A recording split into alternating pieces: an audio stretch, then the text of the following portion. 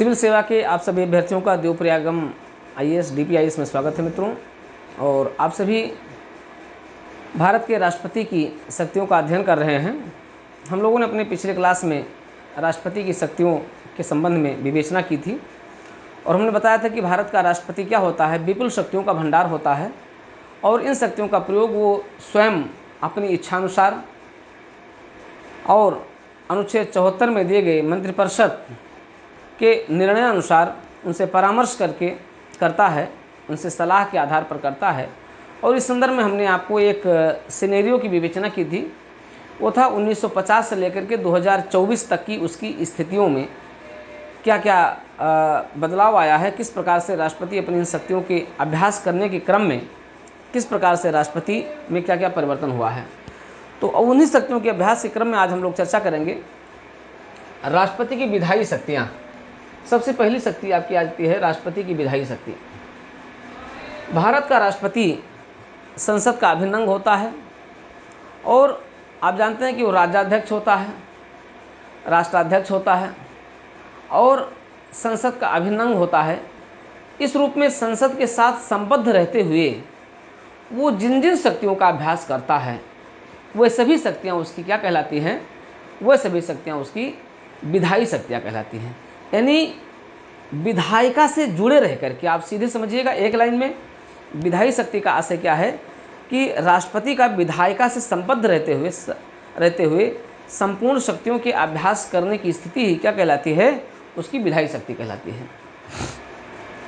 भारत का राष्ट्रपति जब इन शक्तियों का अभ्यास कर रहा होता है तो इनसे जुड़े कुछ आर्टिकल, देखिए होता क्या है कि जब आप एग्जाम में या आपके प्रीलिम्स, मेंस और इंटरव्यू सभी प्रश्न पूछा जाता है, जब आप अध्ययन कर रहे होते हैं, जब आप इसको राम कहानी की तरह लिख करके आते हैं तो आपको नंबर नहीं मिलता है। जब आप चाहते हैं कि आपको राम कहानी के तरीके से आप लिख करके आएँ, आप जब भी आंसर राइटिंग करें तो आपको diagram based answer writing, article based, जब आप कॉन्स्टिट्यूशन, जब आप भारतीय राज्य व्यवस्था से संबंधित प्रश्नों को देख रहे होंगे, GS मेंस सेकंड पेपर का पार्ट होता है, मेंस के हिसाब से जब आप देख रहे होते हैं, जब आप राइटिंग कर रहे होते हैं, तो उसमें आपको ध्यान देना होता है कि आप जब भी आंसर राइटिंग करें तो यथा स्थिति के अनुसार, यथा स्थान पर आप उसको संविधान के अनुच्छेदों का वर्णन तो जरूर करें। जैसे मान लिया पूछ लिया गया भारत का राष्ट्रपति संसद का अभिन्न अंग है, किस अनुच्छेद में कहाँ कहाँ पर इस प्रकार की स्थितियाँ हैं, वो आपको संदर्भ जरूर बताना है।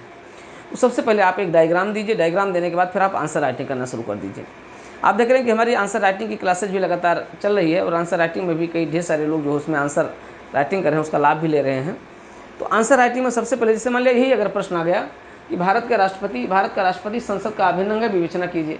प्रश्न जो पूछा गया वो ये पूछा गया है कि राष्ट्रपति संसद के अधिवेशनों में ना तो भाग लेता है, ना ही संसद की कार्यवाहियों में वो निरंतर बैठा रहता है, फिर भी वो संसद का अभिन्न अंग है, कैसे विवेचना कीजिए। इस तरीके से प्रश्न पूछा गया है। तो अगर ऐसे प्रश्न आते हैं तो कोई बात नहीं, उसका भी आंसर आप बहुत बेहतरीन तरीके से देंगे। दूसरा प्रश्न ये बन सकता है कि भारत के राष्ट्रपति की विधायी शक्ति की विवेचना कीजिए, केस स्टडी भी दर्शाइए। कभी कभी क्या हो जाता है, केस स्टडी पर भी प्रश्न आ जाता है। तो देखिए आंसर राइटिंग के लिए सबसे ज़रूरी आपके लिए क्या है कि आप सबसे पहले क्या करेंगे, आप एक डायग्राम तो आपको देना ही देना है। डायग्राम बेस आपका आंसर होना चाहिए। उसके बाद फिर आपका आर्टिकल बेस आंसर आपका होना चाहिए। फिर आपका जो है केस स्टडी बेस आंसर होना चाहिए। कुछ इसमें केस स्टडी भी डाली जानी चाहिए। जैसे भारत के राष्ट्रपति की कोई भी, अगर भारत के राष्ट्रपति से संबंधित कोई भी क्वेश्चन आ जाता है तो उसमें आपको केस स्टडी डालना आपके लिए बहुत ज़रूरी हो जाता है, क्योंकि केस स्टडी पर आपसे क्या होता है, एक जो एग्जामिनर होता है उसका एक विस्तृत, आपके बारे में उसकी एक विस्तृत सोच भी बन जाती है, क्योंकि आप उससे संबद्ध सभी पहलुओं को जानते हैं। तो हम लोगों का सबसे जो पहला पॉइंट है ये है भारत के राष्ट्रपति की विधायी शक्ति में आपको देखना क्या क्या है कि सबसे पहले तो आपको ये दिखाना है कि आर्टिकल 79 देखना है। आर्टिकल 79 आपको संदर्भित करेंगे, आर्टिकल 85 आप संदर्भित करेंगे, आर्टिकल 86 आप संदर्भित करेंगे, आर्टिकल 87 आप संदर्भित करेंगे, आर्टिकल 112 आप संदर्भित करेंगे, आर्टिकल 123 आप संदर्भित करेंगे। ठीक है, तो इन संदर्भों के साथ आपको पूरे आंसर को क्या करना है, मेंटेन करना है। इसलिए आपका आंसर थोड़ा सा बड़ा भी हो सकता है, लेकिन आप उसको जो प्रश्न की डिमांड होगी उसी प्रश्न के डिमांड के आधार पर आपको क्या करना है, इसकी एक बेहतरीन आंसर राइटिंग जो है ड्राफ्टिंग करना है। इन्हीं संदर्भों में लेकर के चलते हैं। तो प्रश्न है आपका, राष्ट्रपति की विधायी शक्ति में क्या क्या आएगा। अब हमने डायग्राम बना दिया। अब इस डायग्राम को देख करके एग्जामिनर का एक व्यूज क्लियर हो गया आपके बारे में। अब इसी को आपको क्या करना है, डिस्क्राइब करना है। आप देखते हैं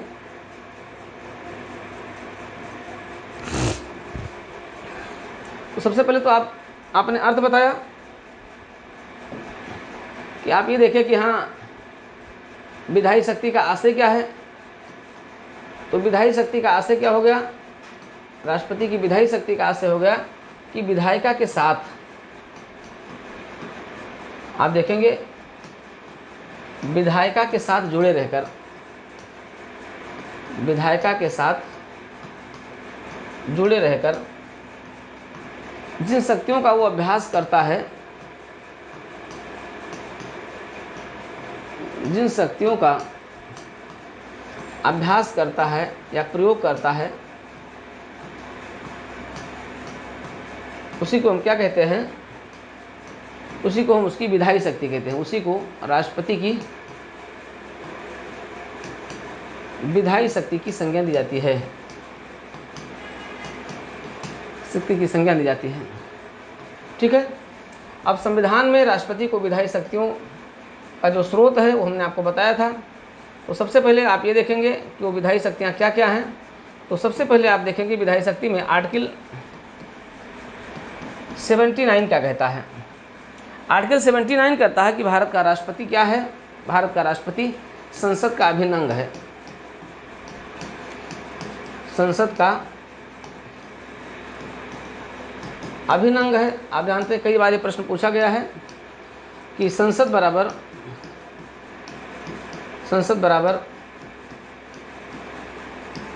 राष्ट्रपति प्लस राज्यसभा प्लस लोकसभा। संसद बराबर राष्ट्रपति प्लस राज्यसभा प्लस लोकसभा। अब राष्ट्रपति कैसे इसका अभिन्न अंग है, क्योंकि राष्ट्रपति द्वारा क्या किया जाता है, संसद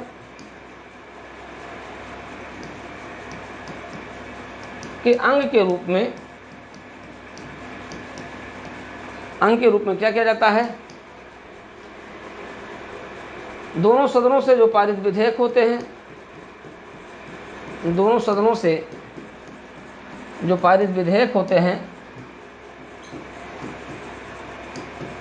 उनको अपने हस्ताक्षर से क्या करता है, अधिनियमित करता है, अधिनियमित कर देता है। ठीक है, अधिनियमित करता है।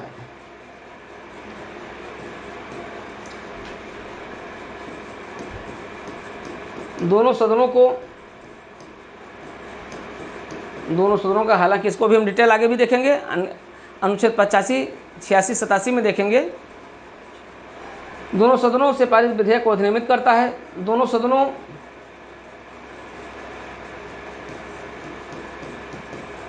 की संयुक्त बैठक बुलाता है, दोनों सदनों की संयुक्त बैठक बुलाता है।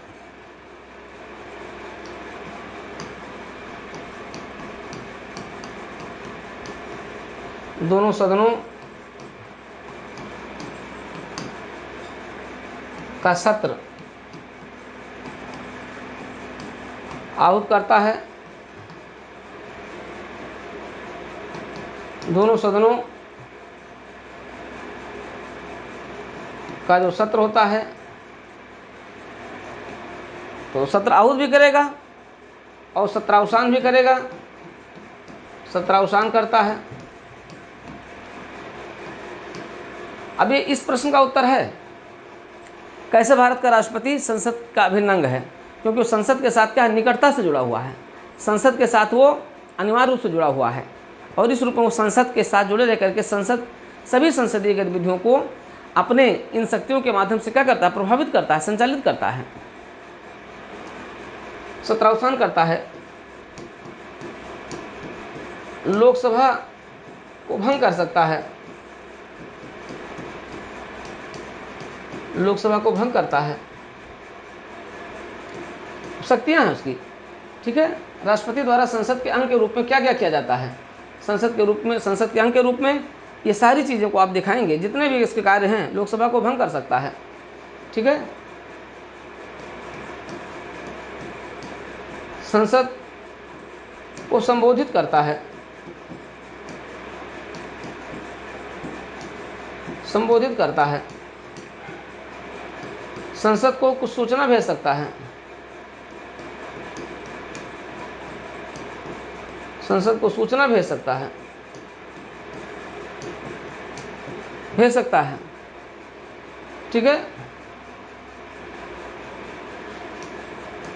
राज्यसभा में 12 सदस्यों को मनोनीत करता है,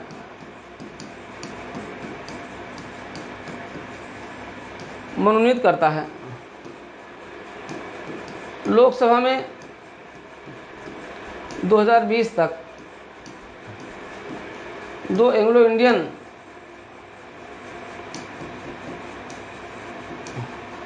2020 तक अब समाप्त हो गया है 104वें संविधान संशोधन अधिनियम से। लोकसभा में 2020 तक क्या करता है, एंग्लो इंडियंस की नियुक्ति करता है, उनको मनोनीत करता था, लेकिन अभी ये समाप्त हो गया है। ठीक है। तो ये सारी शक्तियां उसकी क्या हो गई, राष्ट्रपति की। ये इन शक्तियों को जब आप देखोगे राष्ट्रपति की, तो क्या हो जाएगा, ये राष्ट्रपति की शक्तियां राष्ट्रपति के संसद के अभिन्न अंग के रूप में हो गई। अगर ये प्रश्न पूछा जाता है कि भारत का राष्ट्रपति संसद का अभिन्न अंग है, तो इसका आंसर आप जो देंगे इस आंसर के साथ देंगे। इतना पॉइंट आप दिखा देंगे, बहुत हो जाएगा अपने आप में। पूछा भी जाएगा तो आपसे 125 शब्दों में पूछा जाएगा, 100 शब्दों में, 125 से 130 शब्दों में, तो आप इसको बहुत आराम से क्या कर सकते हैं, इतने पॉइंट को दिखा सकते हैं। आर्टिकल 79 के अंतर्गत इनको दिखा सकते हैं, इसका संबंधित संदर्भ भी दे सकते हैं आप। ठीक है, जिसको आगे अभी हम डिटेल करने जा रहे हैं। तो ये हो गया एक प्रश्न का उत्तर, आर्टिकल 79 के अंतर्गत संसद का वो अभिन्न अंग है। ठीक है। अब इसके अलावा देखिए, राष्ट्रपति अपनी विधायी शक्तियों का अभ्यास कैसे करता है। ये नंबर 1 पॉइंट हमने आपको बताया था, नंबर 1 पॉइंट का हमने इतना बड़ा विश्लेषण किया है। ठीक है। आप देखो कहीं किसी किताब में नहीं पाओगे, कहीं किसी किताब में, चाहे लक्ष्मीकांत हो या जो भी आप किताबें पढ़ने हो, डी बसु हो या जितने भी फुटकर किताबें हैं, आप किसी किताब में ये डिटेल अध्ययन नहीं पाओगे। ठीक है। इनको आपको इस रूप में दिखाना होगा और इस रूप में आपको इसको लेकर के चलना होगा। ठीक है। तो एक प्रश्न का उत्तर यहाँ से भी बन गया और पूरे प्रश्न का एक पॉइंट यहाँ पर बन गया। हम दूसरे पॉइंट पर आते हैं। भारत के राष्ट्रपति की विधायी शक्तियों में पहली शक्ति ये हो गई। अब आते हैं दूसरी शक्तियों में आते हैं।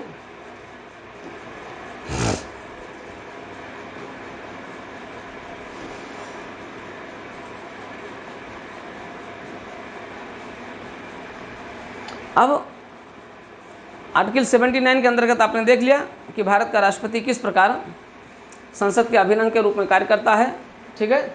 अब देखिए एक एक शक्तियों को आप देखिए, राष्ट्रपति विधायी शक्ति के रूप में क्या करता है। आर्टिकल 123 पर हम आते हैं। आर्टिकल 123 क्या है, ये राष्ट्रपति की विधायी शक्ति है।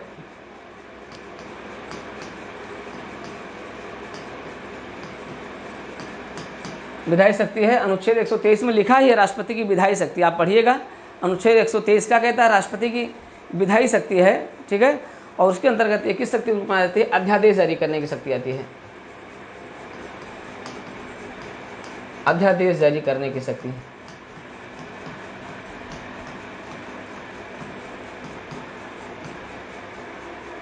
ठीक है। इसके अंतर्गत राष्ट्रपति, आप जानते हैं कि संसद का जो सत्र होता है, तो एक सत्र से दूसरे सत्र के बीच अधिकतम समय कितना होना चाहिए, 6 माह का समय होना चाहिए, 6 माह का समय होना चाहिए। तो जब यह संसद का सत्र नहीं चल रहा होता है, जब यह सत्र नहीं चल रहा होता है, नहीं चल रहा है, तब और देश को किसी कानून की ज़रूरत होती है, देश के लिए किसी कानून यानी विधि की ज़रूरत होती है, विधि की ज़रूरत होगी, तब राष्ट्रपति क्या करेगा, तब मंत्रिपरिषद उसे क्या करेगी, इस कानून के लिए मंत्रिपरिषद यानी जो सरकार होगी वो विधेयक या एक विधायी प्रस्ताव तैयार करेगी। ठीक है। देश को कानून की ज़रूरत होगी तो उसके लिए एक प्रस्ताव लाया जाएगा, और उसी प्रस्ताव को राष्ट्रपति क्या करेगा, आर्टिकल 123 के अंतर्गत उसको प्रस्ताव को जारी कर देगा, इसको मान्यता दे देगा। इसी को हम क्या कहते हैं, इसी को हम अध्यादेश कहते हैं, इसी को हम अध्यादेश कहते हैं। तो अध्यादेश कब जारी किया जाता है, जब संसद का सत्र नहीं चल रहा होता है, ठीक है, यानी 2 सत्रों के बीच 6 महीने का समय होता है, और जब ये सत्र नहीं चल रहा होता है और उस दौरान देश को अगर किसी कानून की ज़रूरत पड़ती है, उस कानून के लिए मंत्रिपरिषद का प्रस्ताव लाया जाता है। मंत्रिपरिषद प्रस्ताव लेकर के आती है, मंत्रिपरिषद प्रस्ताव लेकर के आती है और उसी को राष्ट्रपति अपनी अनुमति प्रदान कर देता है। उसी को हम क्या कहते हैं, अध्यादेश कहते हैं, ठीक है, ऑर्डिनेंस कहते हैं। अब ये ऑर्डिनेंस क्या होता है, ये तब रहता है जब सत्र नहीं चल रहा होता है। जैसे सत्र चलेगा, जैसे राष्ट्रपति क्या करेगा, सत्र आहूत करेगा, सत्र आहूत होगा, फिर इस विधेयक को, इस अध्यादेश को सत्र में रखा जाता है। इस अध्यादेश को सत्र में अगर पारित करवा लिया गया तो ये क्या बन जाएगा, तो एक अस्थाई कानून बन जाता है। तो फिर यही अध्यादेश क्या बन जाता है, एक अस्थाई कानून बन जाता है। लेकिन अगर ये पारित नहीं कराया गया, अगर ये पारित नहीं कराया गया तो क्या हो जाता है, ये पारित नहीं होता है, पारित नहीं होता है तो फिर ये समाप्त हो जाता है। यानी इसकी उम्र कितनी होती है, इसकी उम्र जो है अधिकतम कितनी हो सकती है, 6 महीने तक हो सकती है। एक सत्र से दूसरे सत्र के बीच तक का इसका अधिकतम समय कितना हो सकता है, 6 महीने का हो सकता है, ठीक है। कभी कभी प्रश्न पूछा गया है तो 6 महीने अगर नहीं दिया है तो कभी कभी क्या होता है, जैसे मान लिया कोई सत्र चल रहा है, एक सत्र जो 1 महीने का हो गया, ठीक है, तो वो लगभग 7 महीने भी हो सकता है। तब की स्थिति में जब एक सत्र के आखिरी दिन उसको पेश किया जाता है, तब उसकी अधिकतम उम्र कितनी हो सकती है। लेकिन चूंकि हमारे यहाँ क्या होता है, हमारे यहाँ साल भर में 3 सत्र चल रहे होते हैं, इसलिए ऐसी स्थितियाँ समानता आती नहीं है, ठीक है। तो ये है राष्ट्रपति के अध्यादेश जारी करने की शक्ति है, ये राष्ट्रपति की एक महत्वपूर्ण विधायी शक्ति है अध्यादेश के रूप में, ठीक है। क्लियर हो गया। अगले पॉइंट पर आते हैं। 2 शक्ति हमने विधायी शक्ति के अंतर्गत 2 पॉइंट हमने देखा, ठीक है। पहला हमने देखा था राष्ट्रपति संसद का अभिन्न अंग, दूसरा हमने देखा अनुच्छेद 123 के अंतर्गत राष्ट्रपति की जो है अध्यादेश जारी करने की शक्ति हमने देखा। अब हम आते हैं आर्टिकल 85 पर आते हैं, अनुच्छेद 85 पर आते हैं, ठीक है। आर्टिकल 85 बहुत इंपॉर्टेंट है क्योंकि ये राष्ट्रपति के बहुत महत्वपूर्ण विधायी के अंतर्गत होता है, जहां राष्ट्रपति क्या करता है, संसद का सत्र आहूत करता है, संसद का सत्र बुलाता है। या इसको हम ऐसे ना करके यहाँ से देख ले, ज़्यादा सही रहेगा।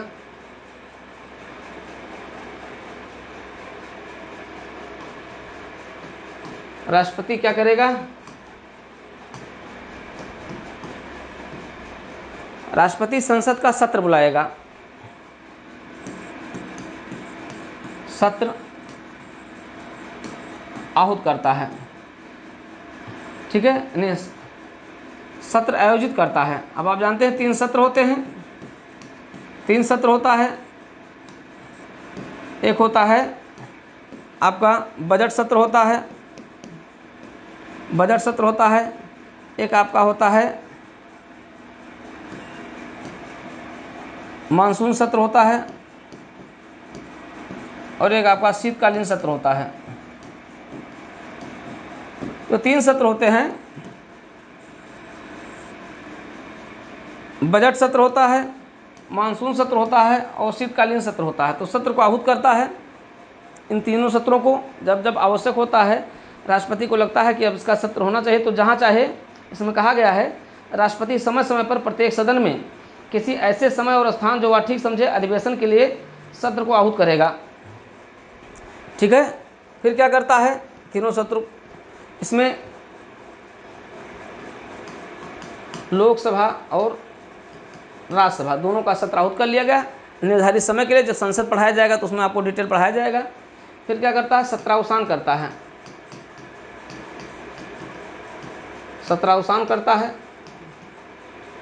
अर्थात जो ये सत्र थे इन सत्र समय पूरा हो जाता है, जब समय पूरा होता है तब इसे अवसान कर दिया जाता है, अवसान कर दिया जाता है। ठीक है, तो ये हो गया सत्रावसान। फिर क्या करता है, फिर लोकसभा को भंग करता है, लोकसभा को भंग करता है। अब देखिए लोकसभा आप जानते हैं निचला सदन है, राज्यसभा अस्थायी सदन है, तो राज्यसभा तो कभी भंग होता नहीं है, राज्यसभा का सत्र भंग किया जाता है। राज्यसभा का जब सत्र चल रहा होता है तो उसका सत्रावसान किया जाता है, लेकिन लोकसभा को भंग किया जाता है। लोकसभा दो तरीके से भंग होती है, एक तो होती है मध्यावधि, मध्यावधि में, और एक होता है कार्यकाल पूरा होने पर।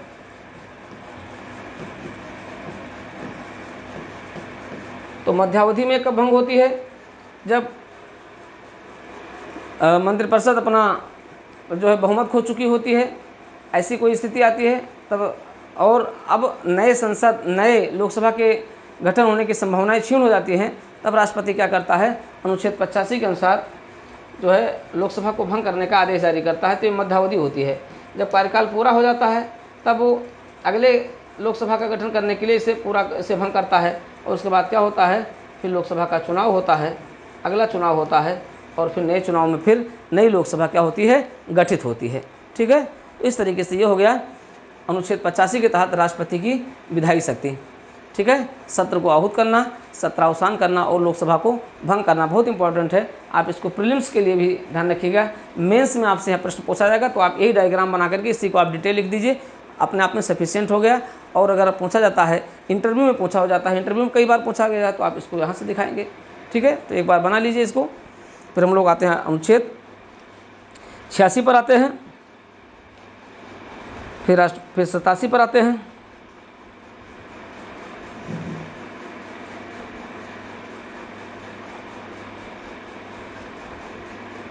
ठीक है, आते हैं अनुच्छेद 86 क्या कहता है, हो गया, बना लिए। आर्टिकल 86, आर्टिकल 86 ये भी राष्ट्रपति की विधायी शक्ति है।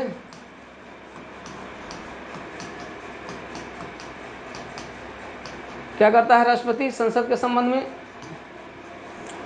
अब आर्टिकल जरूर दीजिएगा, अगर मेंस में लिख रहे हैं तो भी आपको आर्टिकल जरूर देना है, बिना आर्टिकल के आप आंसर लिखेंगे तो सही नहीं रहेगा। ठीक है,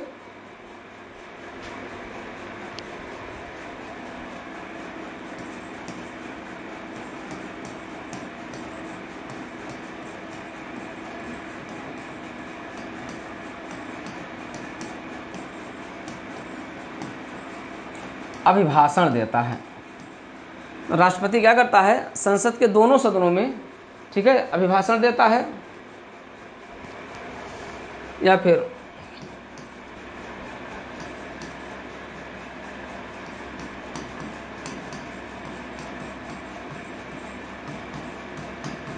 संसद के सदनों में वो संदेश भेज सकता है। कई बार प्रश्न पूछा गया है।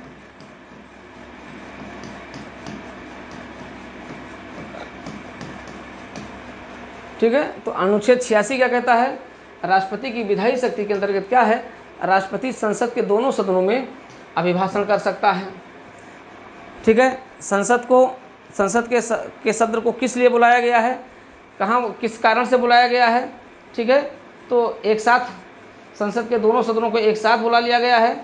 ठीक है, क्या प्रयोजन है, क्या प्रयोजन है, तो इन सभी के लिए क्या करेगा, संसद के दोनों सदनों में अभिभाषण देगा या उनको एक साथ संबोधित करेगा, दोनों चीज़ें हैं। ठीक है, और उम्मीद करेगा कि जब वो अभिभाषण देने जा रहा है तो सभी सदस्य, संसद के सभी सदस्य वहाँ पर अनिवार्य रूप से उपस्थित होंगे।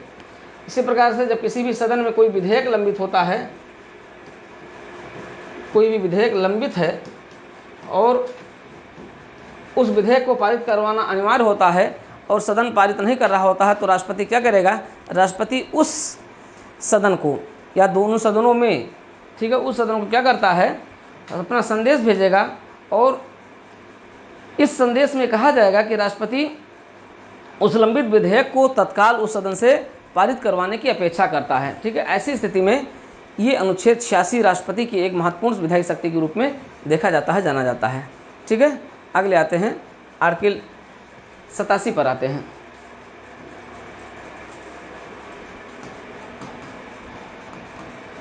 आर्टिकल 87, अनुच्छेद 87, ये भी जानते हैं, आपका वेरी इंपॉर्टेंट है, बहुत महत्वपूर्ण है आपके लिए।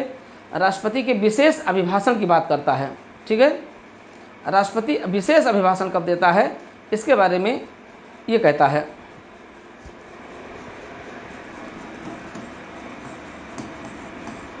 कई बार प्रश्न पूछा गया है, राष्ट्रपति का विशेष अभिभाषण।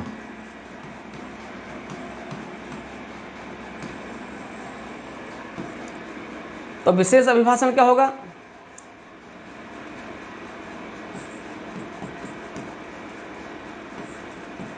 वर्ष का जब पहला सत्र होता है, यानी जो बजट सत्र होता है, नए निर्वाचन के पश्चात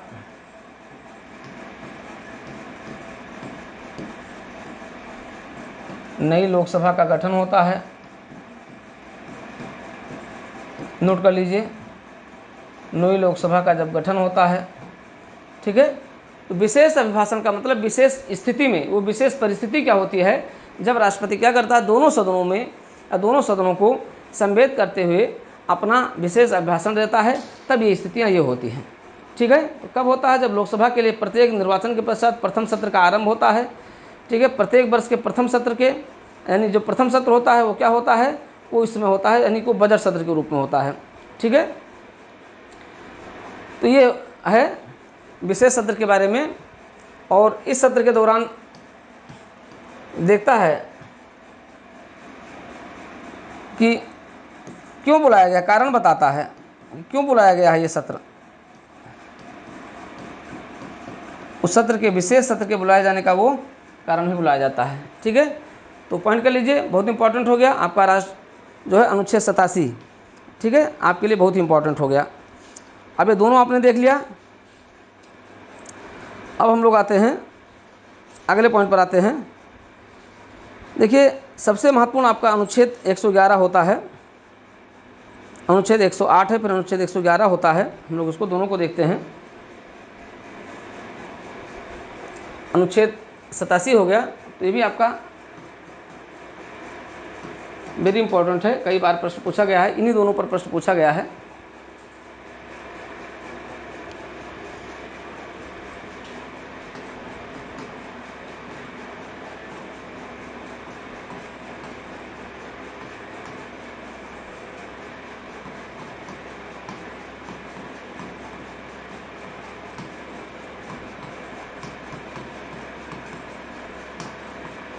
आप देखिए, राष्ट्रपति क्या करता है कि संयुक्त अधिवेशन को बुलाता है। तो संयुक्त अधिवेशन को कब बुलाएगा, संयुक्त बैठक कब करेगा।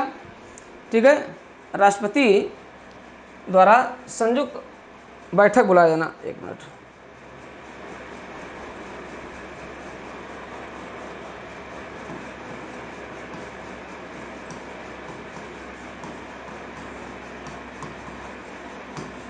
संयुक्त बैठक बुलाना, राष्ट्रपति का सदन की संयुक्त बैठक बुलाना।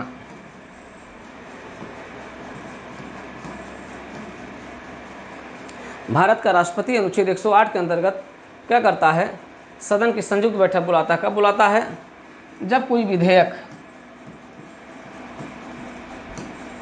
साधारण विधेयक होता है, तो जब कोई साधारण विधेयक लोकसभा से पारित हो गया,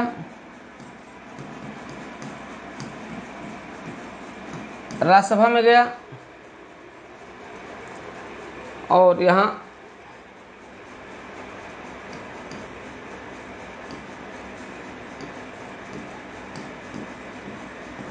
पारित नहीं हुआ। अब पारित नहीं हुआ, उसका कारण क्या था? कोई गतिरोध पैदा हो गया, गतिरोध पैदा हो गया। तब राष्ट्रपति क्या करेगा? तब राष्ट्रपति संयुक्त बैठक लोकसभा प्लस राज्यसभा की संयुक्त बैठक बुलाता है और इस बैठक की अध्यक्षता कौन करेगा? इस बैठक की अध्यक्षता लोकसभा का स्पीकर करेगा।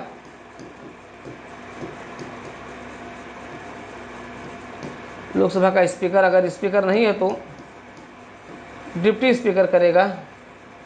अगर डिप्टी स्पीकर नहीं है तो लोकसभा का, तो राज्यसभा का उपसभापति करेगा। तो फिर राज्यसभा का उपसभापति करेगा।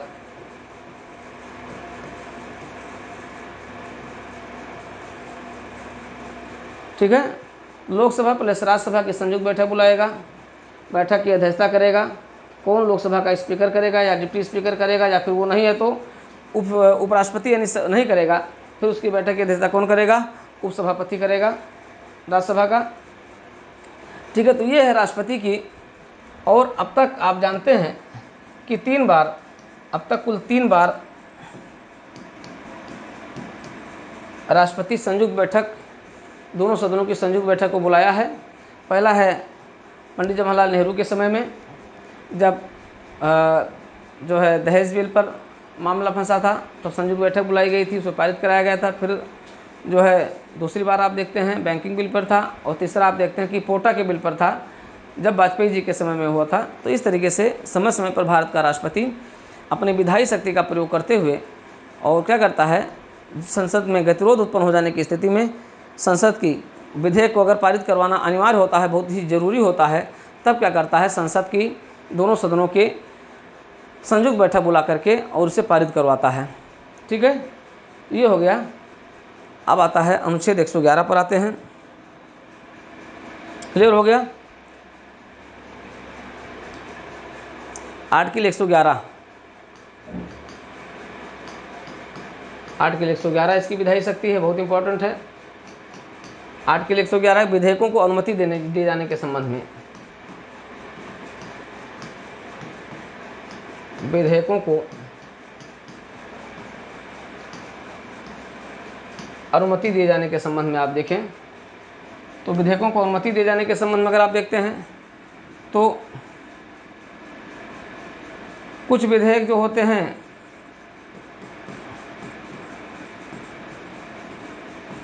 पूर्वानुमति की अपेक्षा रखते हैं। पूर्वानुमति की अपेक्षा रखते हैं, जैसे मान लिया आपका धन विधेयक है, धन विधेयक है, राज्यों के निर्माण से जुड़ा हुआ विधेयक है,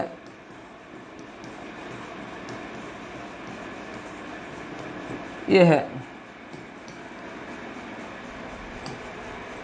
ठीक है, कुछ विधेयक होते हैं जिस पर अनिवार्य अनुमति देता है। अब अनिवार्य अनुमति किस पर देता है? धन विधेयक है, धन विधेयक है, और दूसरा आपका संविधान संशोधन विधेयक है 1970 से।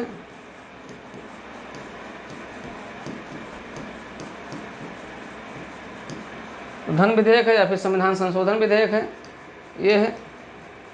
ठीक है, अब 111 के तहत वो क्या करता है कि जब कोई विधेयक साधारण विधेयक होता है तो ये साधारण विधेयक या तो लोकसभा में जाएगा, लोकसभा से जब पारित होता है तो राज्यसभा में जाता है, और राज्यसभा से जब पारित होता है, दोनों सदनों से पारित हो जाता है, तो राष्ट्रपति के पास जाता है।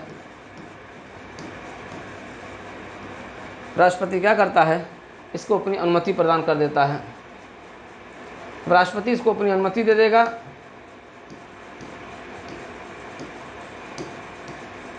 अपनी अनुमति देता है, तो ये क्या बन जाता है, ये अधिनियम बन जाता है, ये अधिनियम बन जाता है। लेकिन अगर राष्ट्रपति इसे खारिज कर देता है तो विधेयक भंग हो जाता है, खारिज कर देता है। ठीक है, अब राष्ट्रपति खारिज कैसे करता है, आप जानते हैं, आपको हमने बताया कि पहले क्या था, 1970 तक तो ये खारिज कर सकता था, लेकिन अब क्या है, अब खारिज करने के संदर्भ में उसे पुनर्विचार के लिए भेज सकता है, उसे पुनर्विचार के लिए भेज सकता है, और पुनर्विचार के पश्चात अगर आता है तब अनिवार्य रूप से अपनी अनुमति देने के लिए वो बाध्य हो जाता है, बाध्य हो जाता है। ठीक है, तो ये स्थिति है राष्ट्रपति को अपने विधेयकों की अनुमति दिए जाने के संदर्भ में, अर्थात अनुच्छेद 111 के संबंध में ये होता है। ठीक है, कुछ विधेयक पर वो अपनी अनुमति रोक लेता है, जैसे अनुमति रोक लेता है वैसे ही क्या बन जाता है, रोक लेता है वैसे क्या बन जाता है, उसी को हम वीटो शक्ति के रूप में देखते हैं। इसको हम आपको अलग से पढ़ाएंगे, वीटो शक्ति को अलग से, अलग टॉपिक में इसको पढ़ाएंगे, राष्ट्रपति की तीनों वीटो शक्ति को अलग पढ़ाएंगे इसको। ठीक है, तो इस तरीके से आपने देखा कि अनुच्छेद 111 के अंतर्गत भारत के राष्ट्रपति की विधायी शक्ति क्या है, अत्यंत विस्तारित है। ठीक है, चलिए आगे आते हैं।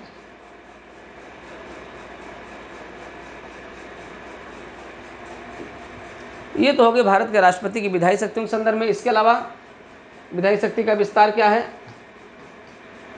इसके अलावा भी विधायी शक्ति का विस्तार अगर हम देखें, विधायी शक्ति का विस्तार अगर हम देखें तो क्या है कि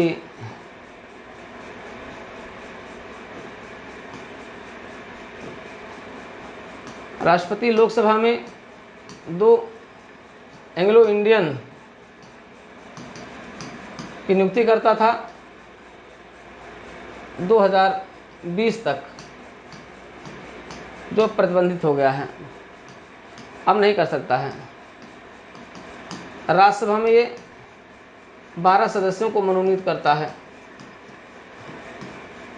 12 सदस्यों को मनोनीत करता है, जो 4 प्रमुख क्षेत्रों से होते हैं, साहित्य, विज्ञान, कला और समाज सेवा, 4 प्रमुख क्षेत्रों से होते हैं, उनको मनोनीत करता है। ठीक है, तो ये हो गया। इसके अलावा वो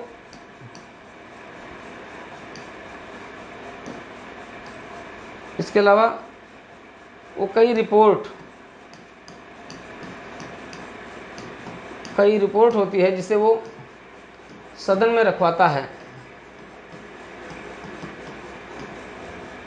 वो सदन में रखवाता है।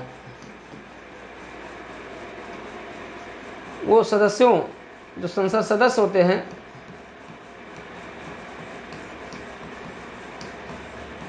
संसद सदस्यों के अर्हताओं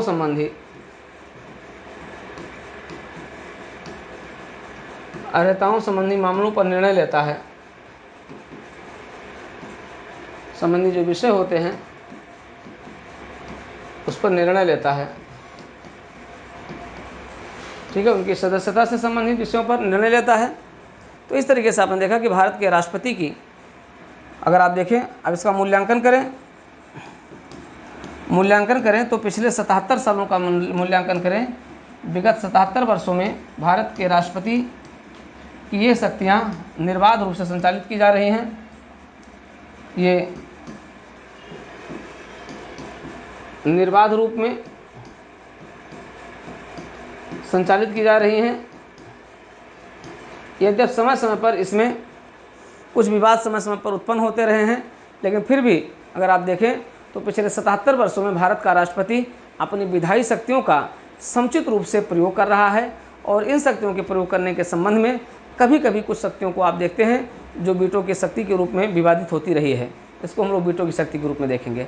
और राष्ट्रपति का इस प्रकार से संसद के साथ अभिन्न रूप से जुड़े रहकर के इन शक्तियों का अभ्यास भारत के लोकतंत्र की मजबूती को दर्शाता है, भारत के लोकतंत्र की समृद्धता को दर्शाता है। इस रूप में राष्ट्रपति की विधायी शक्ति भारतीय लोकतंत्र के लिए एक सुखद स्थिति के रूप में देखी जाती है। तो मित्रों, आज की क्लास इसी पर विधायी शक्ति के कंप्लीट फॉर्म पर हमने आपको बता दिया है।